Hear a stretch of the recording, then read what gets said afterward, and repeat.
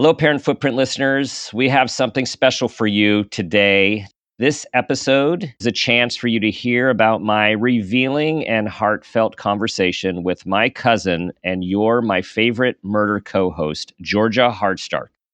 We're taking you back to June 17th, 2021, where we talked about reparenting, what it is, how it can help you heal and grow. A reminder that this episode kicks off the first of our 6 favorite Exactly Right Network episodes and our network debut with Exactly Right. Over the next couple of months, each week we're going to release a favorite Exactly Right Network episode with new intros and added commentary. So this show was special for several reasons. First, as I mentioned, our first show with Exactly Right Media, which was highly anticipated and in the works for a long time, and it happened. And then it happened with the added excitement of getting to interview my cousin, Georgia Hardstark, who you all know and love, who co-hosts My Favorite Murder with Karen Kilgariff. Now, this show, I didn't know exactly where this conversation was going to go. Clearly, I've known Georgia her whole life. She's 10 years younger. And one of the things that came out of the show was being in the same extended family and having shared experiences, and then also being a decade apart in different families of origin in different parts of the Los Angeles area, her own unique experience. And as you all know, Georgia is very vulnerable, transparent, open, and authentic. And it's that aspect of her that brings us all in and feel okay about looking at our own stuff. And Georgia has just been a leader for mental health, destigmatizing mental health, prioritizing mental health, and really giving all of us an opportunity to really know that this is a part of being human and a part of growing. Now, we hit a few things on the show. First of all, our grandmother was very important in both of our lives, who lived to almost 105. So she comes up in a very warm and loving way, as she always does. And then as you hear Georgia talking about reparenting and talking about what she, as Big Georgia, says to Little Georgia, it's a way for us all to step into the idea that we can reparent ourselves and talk to ourselves in a way that is healing to the younger versions of ourselves. Those younger versions of ourselves often experience difficult things in life, and either by circumstance, by people, something could be really traumatic and intense. Other situations can be ongoing and continual, and all of our upbringing and all of our experiences leaves scars, it leaves stories, it leaves narratives, and at times it leaves lapses of memory. And how Georgia inspires us is that she has been on a growing path for a very long time, and she has found a way through her work with professionals and her own work, to find a way to be loving and compassionate to her younger self. And what she reminds us is that if we really talk to our friends the way we often talk to ourselves, we wouldn't have many friends. And we find it much easier to have this compassion towards those we love, and often less easier to have that love and compassion towards ourselves. So what I want you all to hear is this conversation with an individual who inspires us to grow, inspires us to heal, and acknowledges that the growth and healing and learning is never done. Enjoy the show.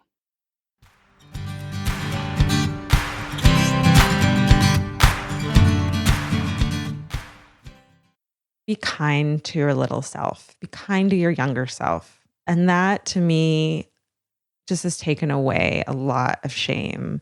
And what would you actually say to her or him? What would you say to them? You'd say, it's okay. You're going to be okay. You deserve empathy. You deserve to be paid attention to. And just to keep that in your mind over and over again.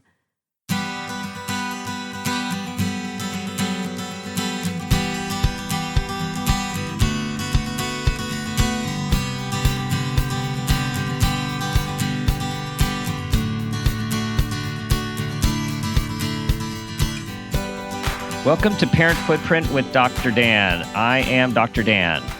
This show is about making the world a more loving, accepting, and compassionate place, one parent, one person, and one child at a time. The key to raising healthy and engaged kids is for parents to seek the same in their own lives while striving to be the best versions of themselves each day. No matter who you are or where you came from, with increased awareness, you can be purposeful about leaving a healthy footprint for your children, your family, and those you care about while living your life to the fullest. Okay, today's show, there's beyond excitement, beyond being fired up. This has been in the making for a while. This is our first show with Exactly Right Media. Big hooray. This is amazing. And also a really special guest who I am very excited to introduce right now. Today's show is called Reparenting, and we're going to talk about this with our guest, Georgia Hardstark. Georgia is the co-creator and co-host of the hit true crime comedy podcast, My Favorite Murder, along with Karen Kilgariff, where her show has broken download records and sold out live shows worldwide. Georgia is also the co-author of Stay Sexy and Don't Get Murdered, the definitive how-to guide.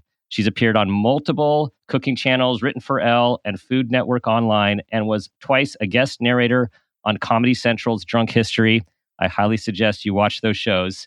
And finally, she is the co-founder and co-CEO, along with Karen, of Exactly Right Media. I would like to give a warm welcome to my cousin, Georgia Hardstark. Dr. Dan! You've never called me that Yay. before, ever. I'm going to do the best to be respectable and not call you Danny. Well, I think you got to call me, who I am. So most of our listeners have never heard that, me being called Danny before. I can tell you that when people come into the center, people from my long ago past or call in, office staff love it when someone asks for, hey, is Danny there? So you got to call me whatever you want to call me. I'm going to be respectable. Yeah. So this is, so first of all, welcome to all the murderinos to the show. And you guys are an amazing group of people who I'm privileged to be a part of. And for those Parent Footprint listeners who are also murderinos and your lives are now colliding, take a moment, take it in. You are a member of both tribes, and that makes you super, super awesome. Yeah. Yeah. Okay. And also, before we go, we're going to get launched into a great conversation. For those of you who have not listened to My Favorite Murder before, just know this is informed consent. This might be the first Parent Footprint show with some colorful language. So if you're listening in front of other people that you don't want that to be the case, just so here we go. Okay. Again, I will do my best. Well, no, you got to be you, right? You got to be you. Okay. So there's no censor here. Well, we got Phil, but he doesn't censor us. Okay. So, gosh, where to start? I guess the first thing I want to say is when you invited us to your show long before COVID at the Davies Symphony Hall in San Francisco.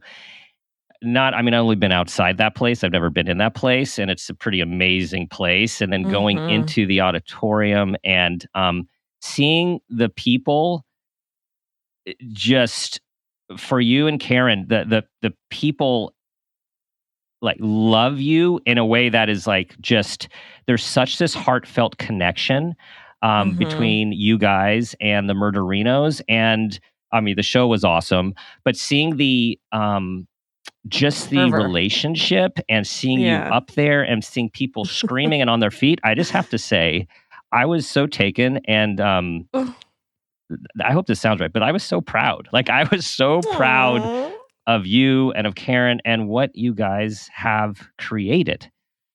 Thank you. It's crazy. And we feel the same way about our listeners. Like they always are like, I feel like you're my best friend, even though you don't know who I am. And it's like, yes, we are. And we know who you are. You're us. and because it's such a huge, young women and, older women and we who have been through the same or similar things that we have. And it's incredible. It's unexpected. Every time we walk out on the stage, it just feels so great. And when my family's in the audience, I'm proud too, because I know you guys are, and you know what I've been through, and who'da thunk it, for sure. Yeah. Yeah. Well, and part of besides the show is like, it's intriguing. When I say the show, also the podcast, of course, like intriguing, right. The mystery, the humor.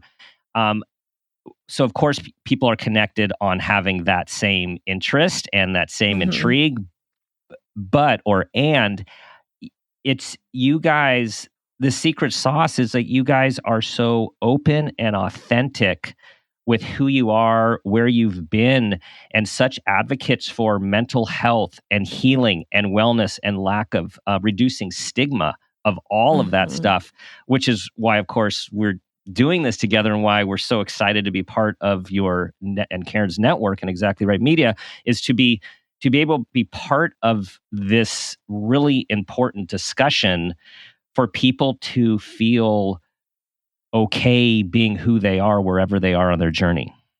Yeah. And it's totally a journey. And I think that it's always going to be. And, I don't have kids. I'm an awesome auntie, and I probably won't have kids 98%. But it is like the reparenting part is so important to me, and being a good role model for my nephews and my friends' children. And I definitely am an advocate for therapy. And it's so funny because everyone says that, like, you're so open about it, but it was never a conversation or a thought. I think Karen and I are just those types of people. And I don't have any, and I think maybe you can understand about being Jewish. It's like by law, you have to be in therapy, and it's not a stigma, or be a therapist or both, right? Yeah, exactly. Yeah. Exactly. Yeah. And I've been in it since I was 5. So it's just not weird to me. And like, the more we do the podcast and talk about it, the more it makes us want to talk about it, because it's so clear to us that it's helping people. And if that's all that's taken away from us and my life, then I'm happy. Support for today's episode comes from OneSkin. October is here, and it's not just ghosts and goblins creeping around. Your skin has pesky zombie cells lurking just beneath the surface, ready to speed up the aging process. Sounds like a horror movie, right? But there's no need to fear. OneSkin has you covered. OneSkin is a skincare brand focused on keeping your skin healthy as you age. As you get older, your skin starts to produce zombie cells.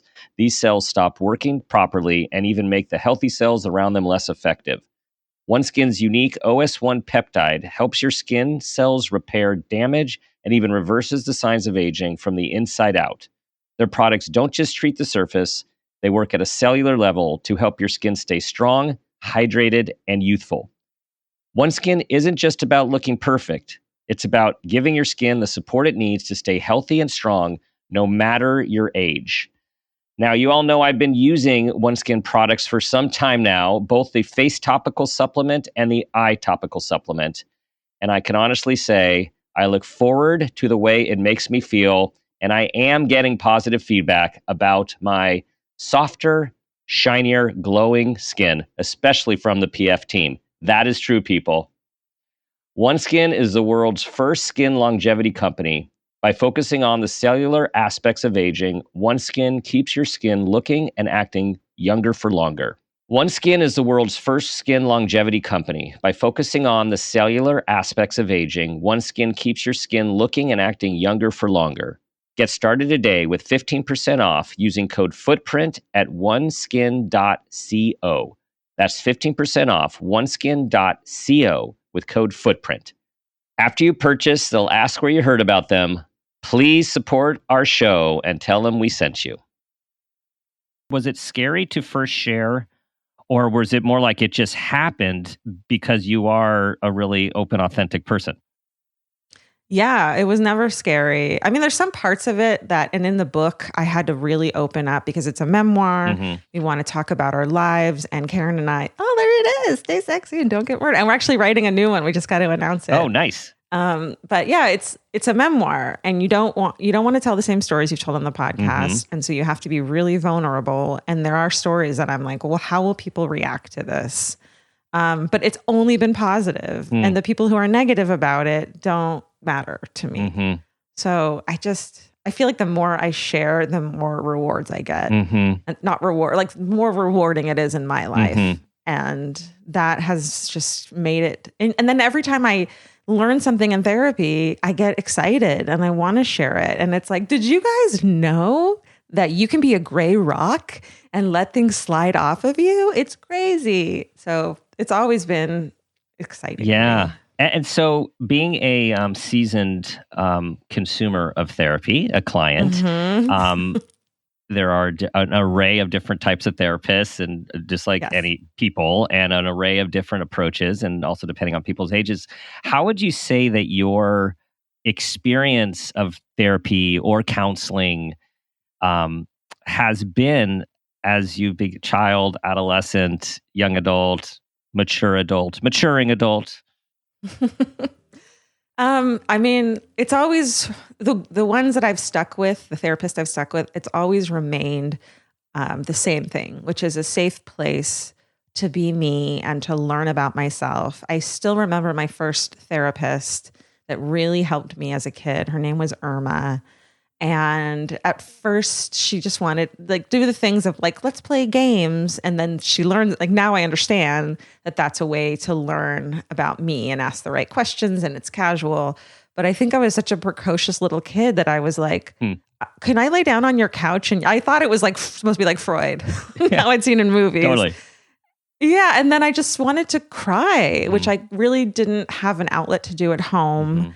And I think from that moment on, it was really about learning. And I get really analytical. And like my therapist now, Kate, she's incredible, will be like, you came into my office the first time and we're like, all right, here are the issues. How do we solve them? Why do I do that? And why there's no crying. Yeah. And I had to slowly learn to open that up, and that it's okay. It's part of the process. You're not broken because you have to you're constantly going through the same thing over and over again. I feel like she's disappointed in me. But it's not the case. And so between Irma and Kate, there's been a myriad of therapists, the ones I feel comfortable with and share with, that I wouldn't be who I am without them.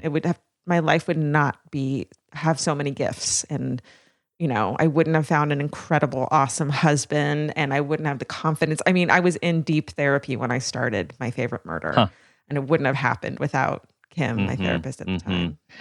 And what you talk about with, like, let's solve this. Okay, what am I thinking? And I know that, we have our head and we have our heart, and some of us lead with our head and our thinking, and some of us lead with our heart and our emotion. And a lot of it is, trying to integrate the two to find some balance. And like you said, is for a lot of us thinkers, we want to have a word for everything, an explanation for everything, a solution for everything. Yes. When sometimes it's about just having to get in touch with those feelings and those emotions.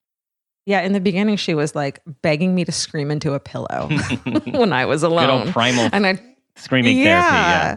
And I just did not have the tools or the emotional openness to do that. I tried it once and I was like, I feel like an idiot. And she also tried rapid eye movement desensitization. EMDR, for those of you who are listening. Yes. And it fucking, excuse me, it triggered. You can bleep me. I want everyone to listen. Okay. It triggered. Everyone's like, it helps you so much with trauma. It triggered me so intensely that I almost didn't go back to therapy to her afterwards. Because I felt stupid. And to me at the time, there was no room for emotions. That was going to keep me from moving forward.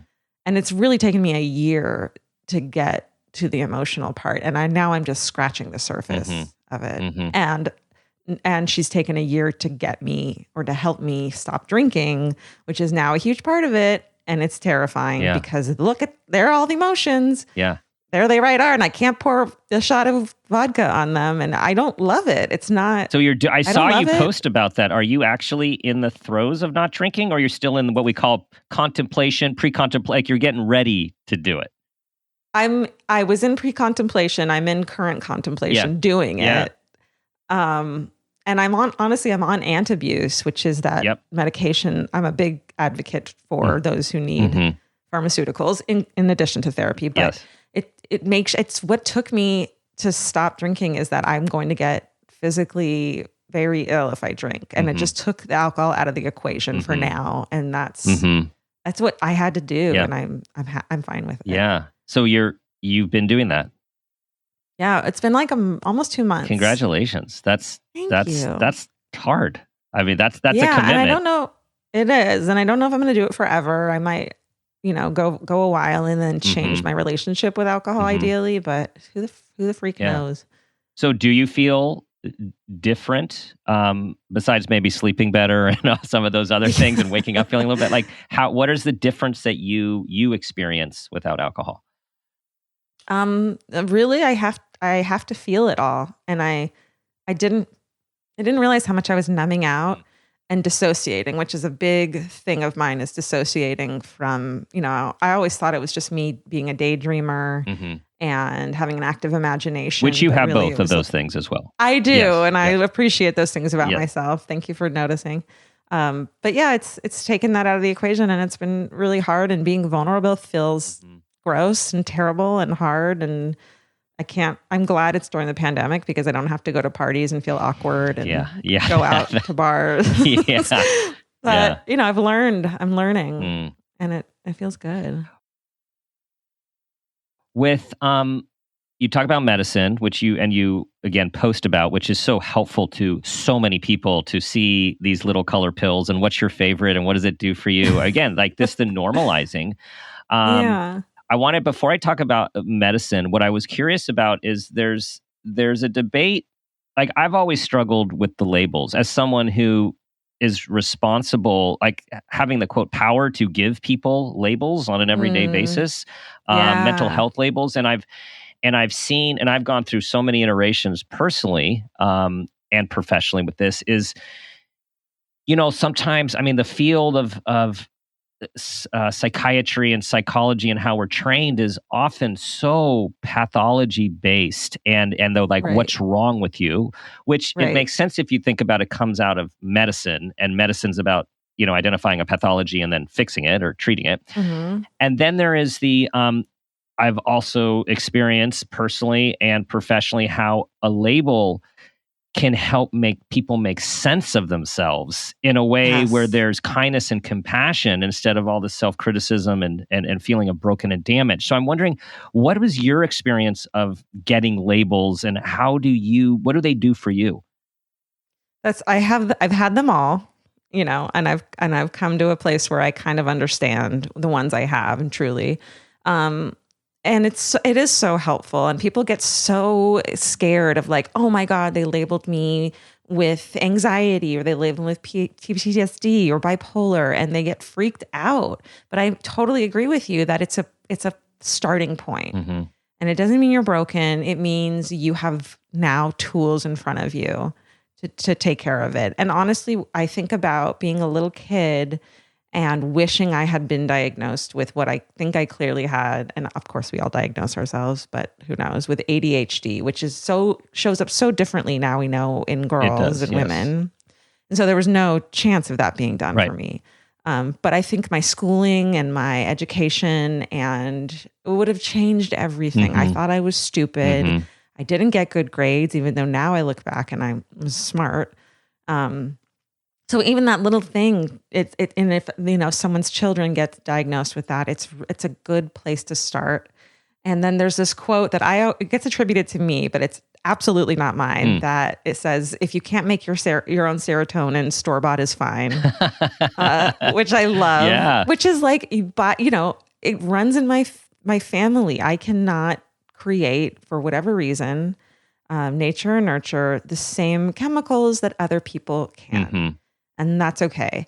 Yeah. One label I got from a therapist once, or a thing he told me to look up that was just this moment of clarity, was the term sensitive. What's it called? Oh, a highly sensitive? Yes. Yes. Highly sensitive person. Yes. And that blew my mind Yes. because I always thought I was a drag Yes. and turn the music lower. Right. And sorry, I wasn't listening. And, more than that. Mm-hmm. And that made me feel so much less neurotic. Yes. And like more special, really. Yes. Yes. And so for listeners, there's a profile. It's not considered a diagnosis, but of a highly sensitive person. There's some great books out. It also can go with something that is a label, sensory processing disorder or sensory processing issues. And it's where your sensory system is overwhelmed and overloaded by sound, sight, taste, people, chaos, and also a subset with the highly sensitive people are really empathic as well and are picking up on other people's emotions. And it's just you don't have this defense, right? It's almost like, where's my armor? Like, it's just, I'm penetrated, and it can create a lot of behavior, especially for kids, a lot of difficult avoidant or reactive behavior where this is a primary cause. That's so interesting to me. It makes total sense. And, I always hate being like, I'm super empathetic because I feel like it's a big brag and everyone wants to be that way. Yeah. But, it's not a brag. It's just a state. Mm-hmm. And I can recognize it in my friends and certain people that I'm close with now, and this bond that we have. And I would never want it to be any different. I just need to know what my triggers are. And then it just made it so it was okay, instead of being, I have to leave a friend's house or a party or because it's too much. Right. And that it's okay. It's just it's caretaking yourself instead of forcing yourself to be normal. Yes. And having some of my own characteristics of that too, which probably influence a little bit of why I do what I do, is I've in my own work, I had to realize, like, just because you see something, feel something, and feel a need to help or get involved, like, it doesn't mean you have to. Like, when it comes down to choice, right? It's sort of like, oh, this person needs help and I want to help here, and oh, they're in pain and that's not fair and that's an injustice, and it can be overwhelming. And so it's just permission for those of you who do have this high empathy. It's learning these boundaries, these physical boundaries and these emotional boundaries, to be able to live with it. Yeah. Well, I think also we're both Geminis, right? So we are. There's got to be something there. There has to be something there. And that actually brings me to something else that was on my mind to talk to you about, to mention to you, is in reading your book and seeing what you were going through at 13, in rehab. And, we had a different conversation. We were like, yeah, you might have known what was going on. And I read that, and I know I'm not alone in our family to read some of the stuff that you went through and to feel talk like empathy, compassion, and feel like guilt and regret. Like, where were we all? Like, we, and what I related to the age, I was thinking back, particularly that time in life, we'd see each other at Hanukkah parties, we'd see each other at family gatherings, at bar and bat mitzvahs, at weddings, and when we were all younger, there was far more get-togethers. But being for listeners, we are 10 years apart, almost to the day. We're 1 week, 10 years in 1 week. And as you talk about so eloquently, that you describe wonderfully all the decade that you grew up in, which was, slightly different than mine. I was thinking, wow, like, you were 13 trying to survive the OC, and I'm living in San Francisco in graduate school. And like, what light year different experiences. But again, the older, more mature me is like, oh, where were we all? Why you were struggling so much? I feel guilt, because we all have to feel guilt. Yes, we do. That I put that on you guys. I really didn't expect the family to read that book, and I think that's good, because I would have written it differently had I known. But I feel guilt like putting that on you guys because it's not Did you get other yours to feedback? I mean, carry. have other people said stuff to you? Yeah, my mom was pretty upset. Yeah. And now I'm like it's fairly so, Yeah. you know, Yeah. she didn't deserve a lot of that. It was my story to tell, but, you know, and she cleared it with me, not having read the chapters first. Yeah. And then so in this new book, I'm just definitely trying to be more fair to her, Mm-hmm. which I think she deserves. Mm-hmm. Yeah, we were all in our own world and doing our own thing, and it wasn't anyone else's responsibility to take in. And your mom and our aunts did a lot to help me. Yeah. You know, your mom, I remember one time we were going to that second Hanukkah party where everyone got a $2 bill. Uncle Milt. Whose was that? Uncle Milt Uncle Milt. Yeah, and Aunt Shirley, yeah. And my mom, you know, I was 16, so I hated my mom. And we were on our way there just fighting as any 16-year-old would. And I get to the door and I'm so angry and emotional that your mom came out and just sat with me for a little while and empathized with me and, you know, held my hand. So, and then grandma, I had, when my therapist talks about, do you have a positive female role model for that time, you know, or someone who cared? She just was so there for me. Yeah. And that helped, you know, that all of it helped so much. Yeah, so much. And since you mentioned that, and we're on video, hold on. What do we got? Well, I don't have that old picture in my mind of me and you, but here's Grandma. For those of you who, I don't know if anyone's going to see this, but of Grandma. So our grandma was the most amazing. I think this must have been her 100 and somethingest birthday party. Yeah. So Grandma lived to, I think, a month shy of 105. Yeah. Right? Was it? Incredible. Yeah. And she lived at home the entire time up until the last couple of months.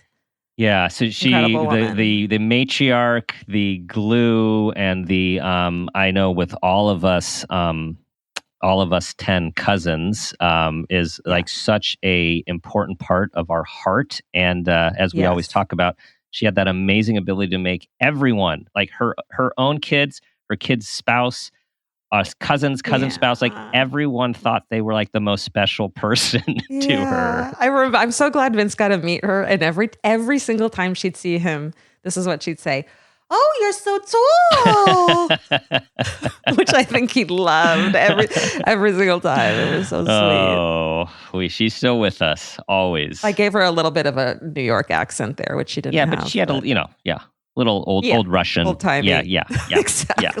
Yeah.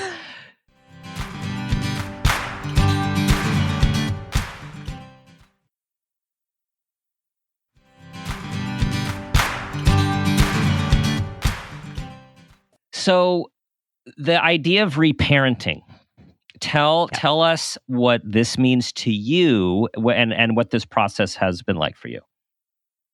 Well, I think I've done this thing where I think about little Georgia instead of it, because I just feel like I don't have a connection to her anymore in a lot of ways. And I'm like looking at her life, and, you know, everyone hates when someone talks in the third person, but for me, it's necessary. And, you know, through therapy, I've learned she treats herself like she's a horrible person and that she's not deserving of love. And I know as an adult that is not the case.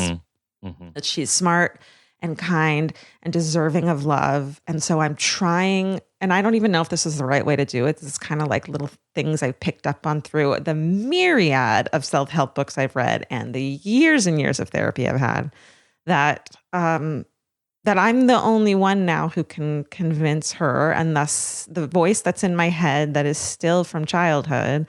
Because as you know, we learn ways to cope as children that help us to literally survive in a, you know, not like in a lot of ways survive. When we get older, we don't realize that we don't need to do that anymore, and that we now are safe and have authority over our lives and control over our situation. And yet we still use those tools because it's all we know. And so I'm trying to unlearn those tools and learn that I'm in control now. And part of that for me is just sitting with little Georgia and letting her know that it's going to be okay and that she's okay and she's safe and she has everything she needs now. And even like 20-year-old me who had no clue what it was going to be like at 40. Mm-hmm. And I'm always like, there's this part of me that's always like, gosh, 13-year-old Georgia would not believe it. And 25-year-old Georgia would lose her mind if she knew what she was going to be like. Yeah. But just let it be okay and to not have shame. The shame of going to rehab at 13, which isn't my shame. It's circumstances. Right. And it was what I freaking needed. Mm-hmm. And then that's like 14-year-old Georgia quit meth. Yeah. Like that is insane to me. Mm-hmm. That is a feat. And so feeling pride and sadness for the fact that she had to, is just for me the way to then, push it up the line and be like, well, that was you, right, even though you don't feel that connection. Yeah. So it's when part of it. So the reparenting happens by you becoming aware, and for our listeners to know, awareness is a huge component of our show, because it's like through our awareness is where we have the ability and can have the most profound growth and change, because we are aware of something about ourselves. So I think what you're describing is when you become aware, little Georgia, young Georgia is responding in a way or feeling or thinking a way. Who you are now has the opportunity to talk to that Georgia in a kind, compassionate way, and in a sense, a way a kind, compassionate parent would, to make it okay and to help her realize the difference between what was in the past and what's in the present, what's now. Yeah. And at first, yes. And at first I think I got really angry at my parents for that. Mm-hmm.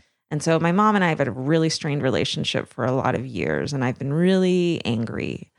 And that has dissipated so much when I have compassion for them and what they went through. But also, my mom and I went to a mediator, and only 3 sessions, and it's totally changed our relationship.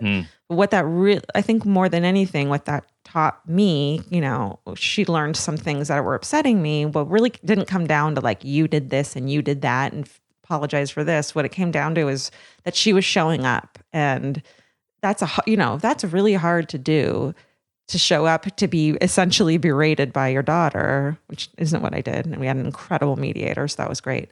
But just to take some of that anger out, and that she was showing up because she wanted to love me and learn how to love me. And I don't think a lot of families would do that. A lot of parents wouldn't do that. So it softened me. And then recently a woman said to me that her mom told her that you never realize how much your parents loved you until you have kids. And that really hit me. And then I also felt like, well, I don't have kids and I'm not going to. So maybe I can just understand that now as an adult, And I love my cats and puppy so much that maybe it's somewhat similar. You do. And my nephews. Yeah, and my you nephews. Do. I was going to say, and you are very close with your nephews. Yes. I similarly, just in all of adulthood transitions, I didn't appreciate so much, fully understand where we lived, what we had, what my parents did, until I grew up. And it's almost like this rite of passage. I almost like that you have this awareness of that transition from like self as child to self as adult. It's a bizarre, it's like you don't get the memo. It just sort of happens sometimes. Definitely. Well, I will say that in my eyes, your parents were the pinnacle of parents and ideal. And that's what I always daydreamed of, Mm. and your gorgeous house. I love that house. Feels so comfy and homey to me, and that fish tank that I would lose my mind over at Yeah, Thanksgiving. they're still there. And Oh my I am very fortunate to have the parents that I Yeah. have, and Yeah. and a close family. And I feel Yes. like Yes. that tight knit family that we had. And again, you were on the tail end as being the last cousin. I'm the youngest. Yeah, I'm the Yeah. youngest cousin. 10 of 10. Yeah. But growing up, what I do remember is all of the family gatherings, so many of them. Like, I didn't know life outside of family gatherings and cousins and aunts and uncles. Totally. Yeah. Totally. And we were over in Orange County, so we weren't as, enmeshed in it because you guys were all in LA. But I look forward to them every year and feel so, of course we miss it so much, but that cozy, and we have it in other ways and in other homes, but that feeling of being as a part of a tribe and a part of something was, Yeah. I'm sure it kept me going in a lot of ways, and it doesn't have to be family. That can be your chosen family, which is a Yes. phrase I learned recently, which just struck me so hard. Mm-hmm. Yeah, I think it's obviously, I think, we're pack animals. Mm-hmm.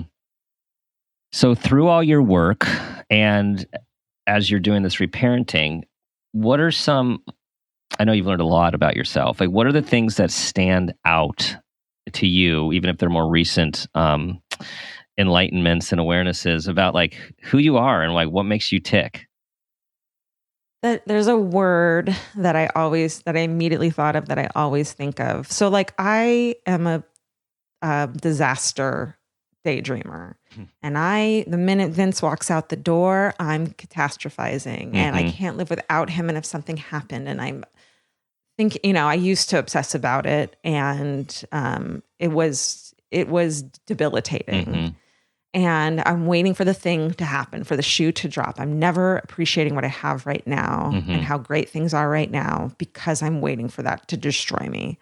And so my last therapist, Kim, made me make a list of like my attributes, and the word that really stuck with me was tenacity.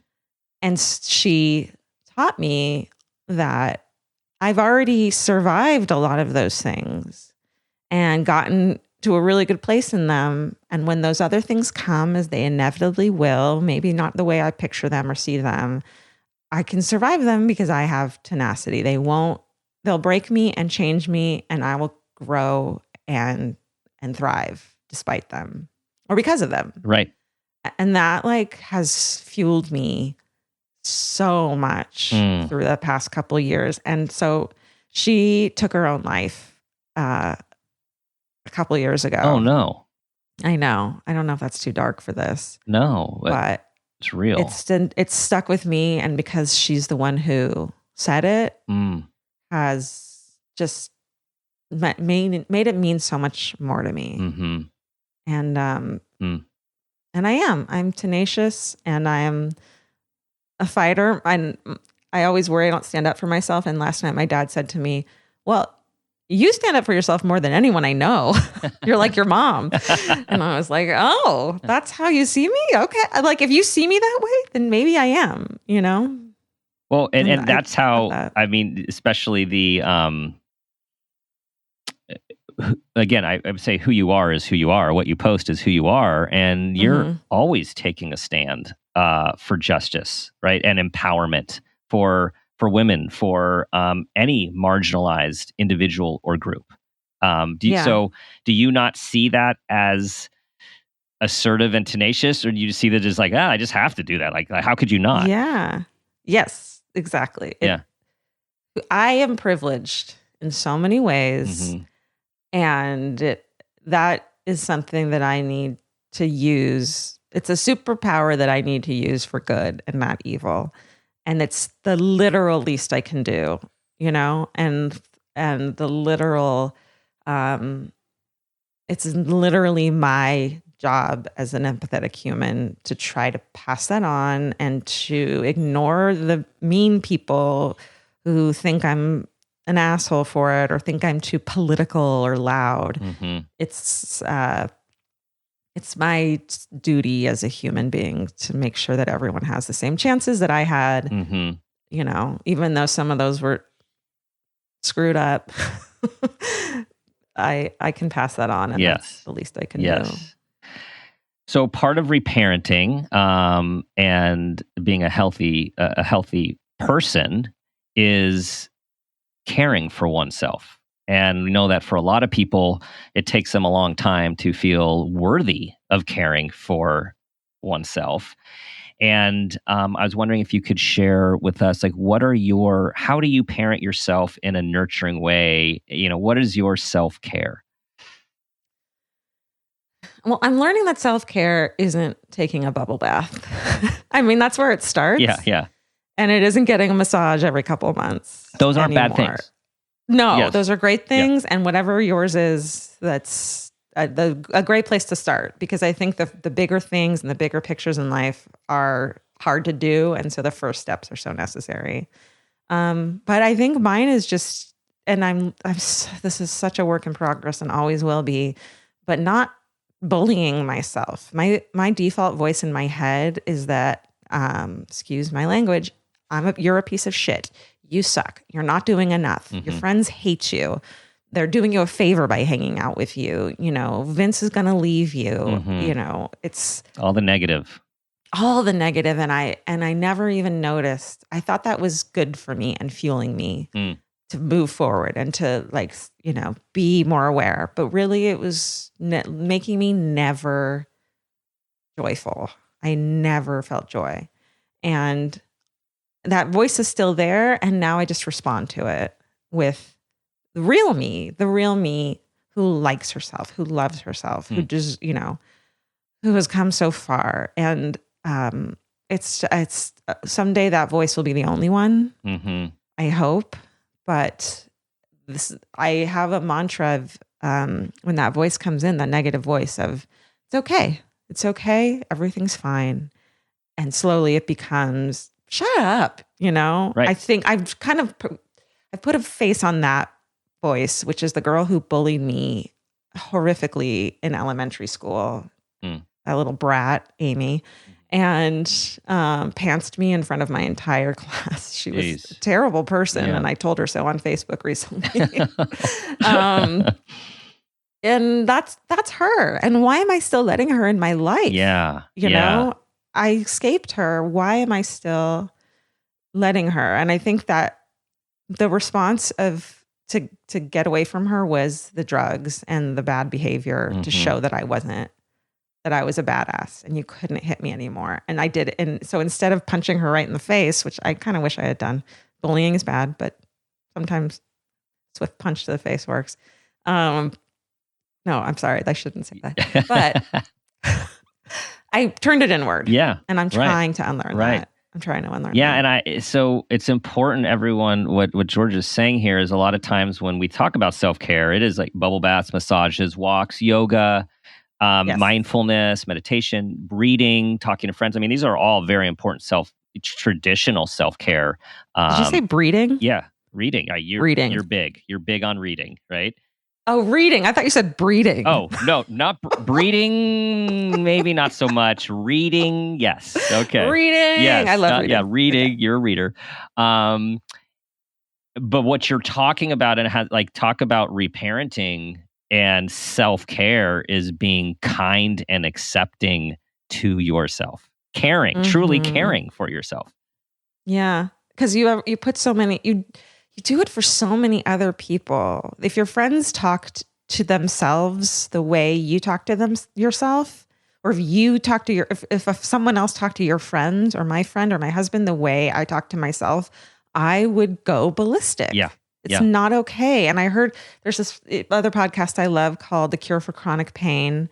And she says this one thing recently that really struck me, which is if you were sitting in a cafe and two women walked in and one of them were speaking to the other woman the way you speak to yourself, you would, how would you react? Right. It would be horrific. Mm-hmm.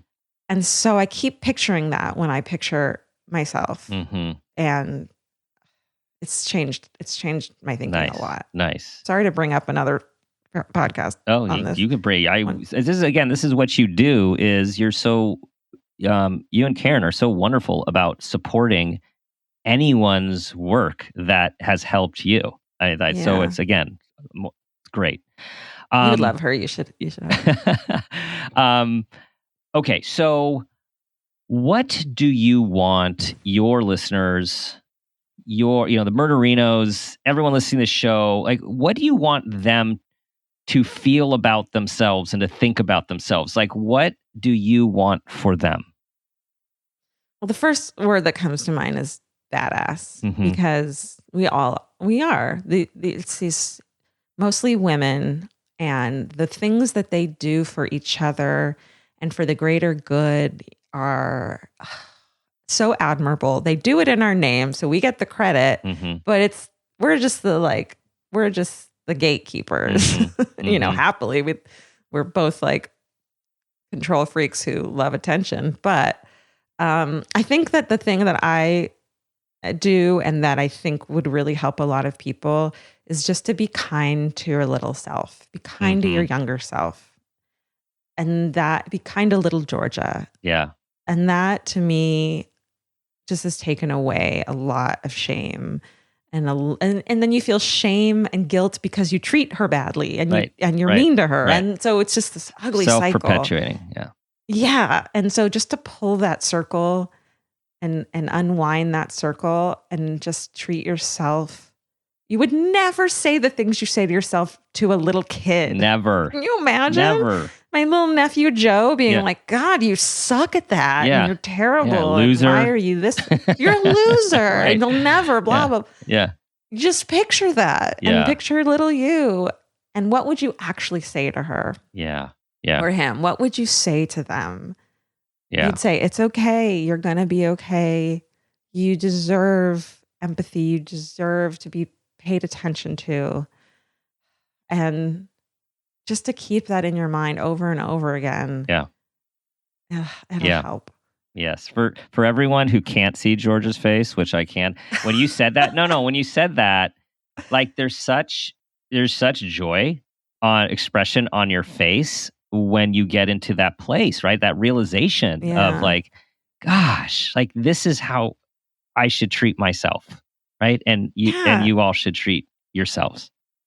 It doesn't make you a bad person to put yourself first. It's the only way to truly help other people and truly show up for them. Yes. I always felt selfish for that thing, and it's not that.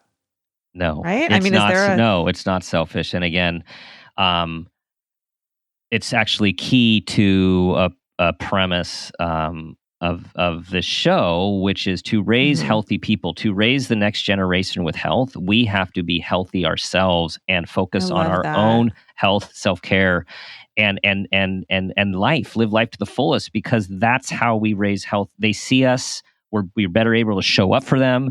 They see someone who likes themselves instead of putting themselves down and feels less than. And that all emanates and is transmitted to kids. That's so true. And I love the opening lines of your podcast. It's so true. It's the only way to show up. So Georgia, it's time. I want to keep going, but it's time for the parent footprint moment question. Okay. All right, here we go. So tell us about a time that you became aware of yourself as an individual, had an awareness about your parents, or an awareness of yourself as that great auntie. And that new awareness had a positive impact on yourself, those you love, and those around you. I had an eating disorder for a long time. And then I met a guy who I ended up being with for 5 years, who was a really great person. And he was a dad to a 10-year-old daughter who became part of my life. And I realized that she was going to watch me eat and watch me deal with food and watch me, Do I get disgusted by food and can't eat it and it's not allowed? Or do I show her how women eat and how women care about their bodies? And so I chose that, and I've never gone back to 107 pounds, and I've learned to love that I'm a woman. I see my mom's body in my body, and she detested her body my whole life. And it just is a woman. That's how women look. And I'm okay with that. And so Audrey was her name. And it just showing up for her the way I'd wish that I had been showed up. And that's media. That's not my mom. That's media. Yeah. That's the way things were. Really changed and showed me that I was an adult who had an impact on younger people, and that I had an obligation and an opportunity to change the patterns that I had been living in for so long. Wow. Awesome. Is that, real quick, is that what you mean? Yeah. Is that what you... Yeah. Okay. Yeah. That is awesome, because at that age, I mean, you talk about like that looking outside of yourself to see the impact that you would have on someone else. And with that awareness, change a behavior that and an action that not only is healthy for you, but healthy for that other. Yeah. Yeah. That's awesome. Thank you for sharing that. Thank you. Yeah. Okay, so as we conclude here, tell everyone what should everyone look for from My Favorite Murder, from Exactly Right. Exactly Right Media. Oh my God, what a joy. The fact that we get to work together. And now at Hanukkah's, I get to be like, what's up? We're coworkers. It's just like, it's so rad. I want to put the photo up of it's you, me, and Lee as we were little kids, and like, look at those podcasters. Who knew? Who knew? Yeah. So we just have a ton of wonderful, beautiful podcasts coming up, and obviously yours. And Jesus, what a life. What a freaking, what a life. Who'd have thunk it? Gratitude. And you do. The Exactly Right team is an amazing group of people. That's been our experience. Thank you. And it's just so lucky. Just fun and meaningful.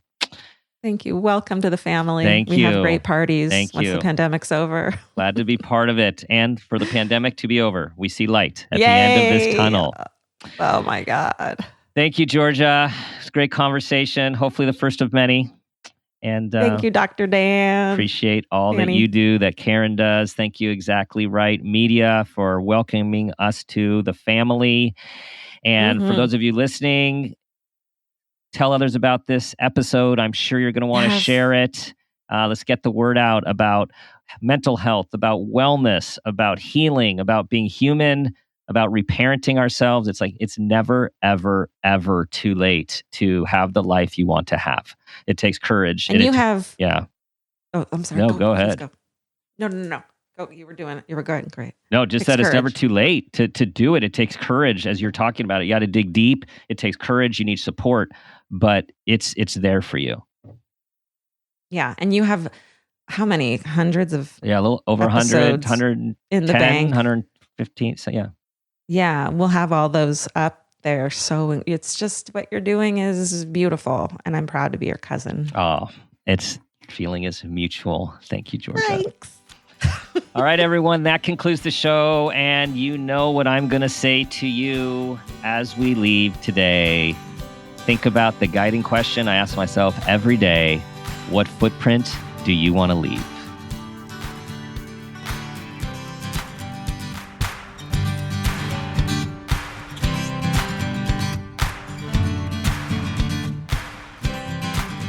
This has been a Peters and Rossi production. Parent Footprint with Dr. Dan is produced by Laura Rossi. Our engineer is Phil Rossi. Theme music is Strummer Man, composed and performed by Pro Tunes. Artwork is by Garrett Ross. Follow us on Instagram and Facebook at Parent Footprint Podcast, and on Twitter at Dr. Dan Peters. For more information, go to exactlyrightmedia.com.